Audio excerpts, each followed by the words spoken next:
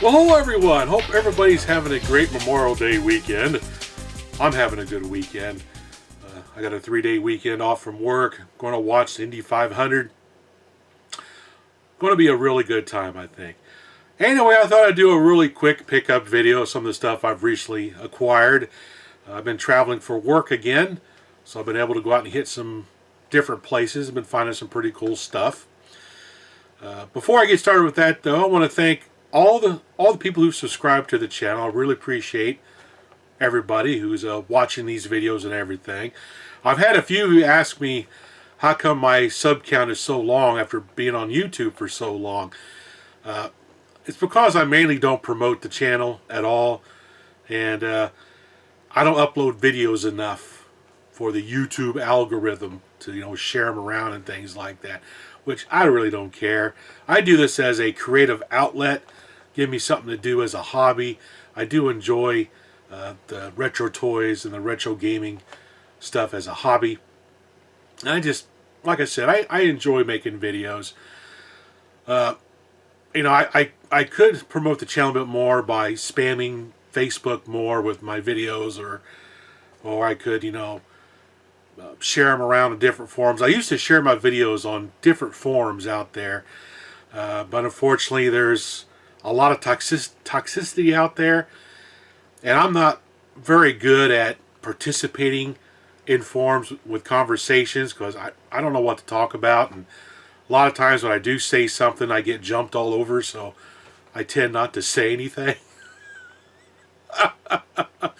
But there was a few people who had problems with me posting videos and not doing interactive posts, so I decided I'm going to quit posting the forums altogether. So I quit posting to all the different forums I used to post to. So now I only post to Facebook and my Twitter, Arcade USA Twitter feed. It's only two places I post videos besides here on YouTube. So if you're on Facebook, you can follow along over there with discussions I do on my page, or if you follow Arcade USA on Twitter, sometimes I'll post stuff over there, questions, things like that, every once in a while. And also the YouTube community page for Arcade USA. Sometimes I'll post stuff in there as well to try to interact with all the subscribers out there, because I know a lot of them aren't on Facebook, so I try to use the YouTube community tab to try to interact as well. Anyway, enough of that negative stuff. Anyway, let's look at some of the pickups I've had recently. Now, some time back, I think about a month ago or so, I picked up a Green Ghost game from Transogram. And it was just missing just a few pieces. Well, luckily, I pretty much got all the pieces I need to complete the set now, except for one thing. But before I get to that one thing, I did get a couple more of the little ghost children for the game, because it was missing two. So I got these pretty easily off eBay, which I was pretty happy to get a hold of. Also got a hold of the bat feathers for the game. Bat feathers? Anyway, so now I got, these are actual bat feathers from a parted out Green Ghost game, so it's original stuff. The one thing I'm missing is one of the crypts. It's a square cardboard box that measures like 4 inches by 2 3/4 inches by 4 inches. I'm missing one crypt to complete the set. So I'm looking around, see if I can find another set that's being parted out, see if I can get a crypt from it. Or I may end up building a cardboard box myself to make a crypt for it. But I have been considering maybe trying to see if I can find someone to 3D print me some crypts with that glow-in-the-dark plastic, PLA plastic, whatever it is. I think that'd be a pretty cool upgrade to the Green Ghost game, is have glow-in-the-dark crypts to put up underneath the board, and maybe put the Green Ghost logo on the side. I think that'd be kind of neat. That's what I'm thinking about doing, besides having the original cardboard crypts as just a fun little upgrade to have with the set. Anyway, let's move on to some other pickups here. I did pick up a pretty cool Bambino game called Race and Chase. Basically, you're playing the role of a police car chasing some robbers. You try to get close enough to them to arrest them. It's a very challenging game. I've been playing it off and on. And I can't catch the crooks, man. I'm terrible. But it's a pretty cool VFD game to add to the collection. I found this on a auction site called eBlueJay. Is where I found this for a really, really good price. Much cheaper than it was going for on eBay. So that's how I got a hold of this one. It was off that eBlueJay site. Picked up some more vintage die-cast Star Wars ships. Got a hold of the TIE Fighter die-cast ship. Actually put this in some hydrogen peroxide to get it to whiten up. It was kind of yellow. So I think it came out pretty good. I like the TIE Fighter. That's a neat looking ship.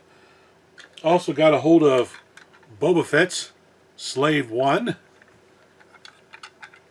Pretty awesome. I like these old Kenner die-cast Star Wars ships. I'm slowly getting the complete collection. I got quite a few of them so far. I need to do videos on some more of the other ones I've got a hold of. I finally found the die-cast land speeder that has the windshield. It's in really good shape. I see these out and about every once in a while at different stores I go to, but they're always missing the windshield. So I pass on them because I want one with the windshield on it. So I'm pretty happy to have this in collection. I love this ship from Star Wars. I've always liked the land speeder.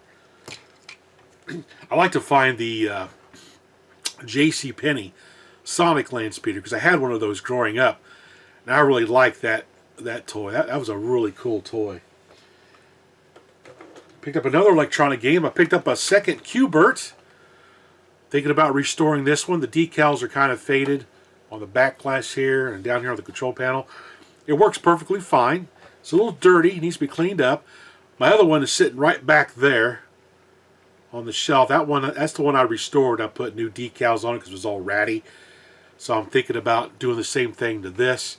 The decal kit's about 24 bucks to do it. So I'm debating whether I want to do it or not. Or just keep this one original. I'm not for sure what I'm going to do with this one. I just couldn't pass it up. It was like 40 bucks. And it's a really good version of Q*bert. An electronic handheld, an electronic tabletop game. It plays really nice. It even has the joystick you got to move in the diagonal direction, just like the arcade. So it's a really fun version of Q*bert. They did a really good job making this version. Hey, I'm running out of room to put stuff. Put that over there. Okay, let's see what else. I had a cool donation to the show from my buddy Phil, the No Swear Gamer. He sent me a sealed Breakout from Basic Fun. Yes, Basic Fun. I've not messed with this before. I don't have one of these. I quit collecting these little Basic Fun mini arcades because, frankly, I'm running out of room out here. I'm actually doing a clean out. I'm getting ready to sell off my Atari 7800. I'm selling off my Neo Geo X Gold system I got. And I got a few other things I'm getting rid of just to make room for the stuff that I really, really like and that has a lot of nostalgia for me. I'm moving away from just collecting just to be collecting because I don't have the room out here to do that. But anyway, boy, I'm rambling again. I want to thank Phil for sending this into the show. I do plan on opening this up and doing a video on it. This doesn't have the full color nice screen like you see in the Walmart version. This has what they call the 4C screen, the 4-color screen. Kind of simulates the old VFD games a little bit. But I'm looking forward to giving this game a try. Now, of course, Breakout needs to have a paddle control. I don't like playing Breakout games with joysticks. That's the only bad thing about this. But I really appreciate Phil donating this to the channel. It was a really nice surprise to get in the mail. So anyway, moving on. I picked up another classic Star Wars ship to do a restoration video on. I got to get working on that Imperial troop transport because I've got all the pieces I need for it. I actually found some Star Wars figures, vintage Kenner Star Wars figures, to make like a little diorama when I do the video for at the end. Picked up some stormtroopers where some were pretty yellowed pretty bad, but I was able to soak them in the hydrogen peroxide with the black light, and it whitened them up really, really well. So I got 3 more stormtroopers coming that my buddy Gamester81 is sending me, so I have a nice little garrison for when I do that video for the troop transport. Anyway, picked up a vintage Kenner TIE Fighter, the white one. I loved this ship back in the day. I had this in my original X-Wing for years, and they got sold off a long time ago, which I regret doing that. But at least I got an X-Wing back up there hanging, and now I have one of these back. I'm going to do a restoration on this. Needs a little bit of work. The sound effects doesn't work, so I got to get that working again, and the decals are in really, really bad shape. But I did find somebody on Etsy that made replacement decals. So once I get this all cleaned up, and I think I might try to retro bright it, make it really white again, put the new decals on, and I'll have another vintage Star Wars ship restored that I used to have when I was a kid. The only other ship I like to try to get a hold of is probably the Snow Speeder. I didn't have the Snow Speeder back when it originally came out, but I've always liked that ship from the Star Wars movie. Probably one of my most favorite scenes out of the Star Wars movies is in Empire Strikes Back, when the Snow Speeder is flying over the terrain looking for Luke Skywalker.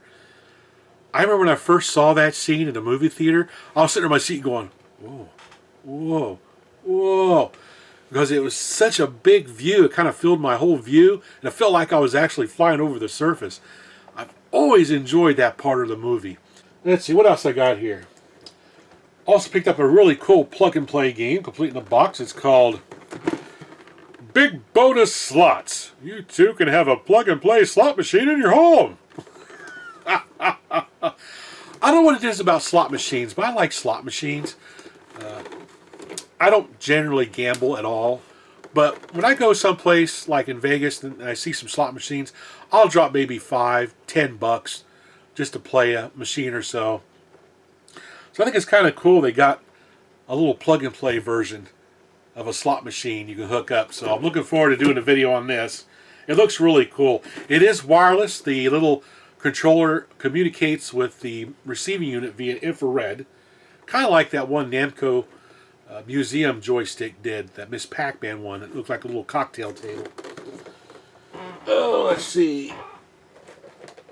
Also found the Diamond Select Vincent and Bob 2-pack for the Black Hole. I've got the Maximilian up there I found not too long ago.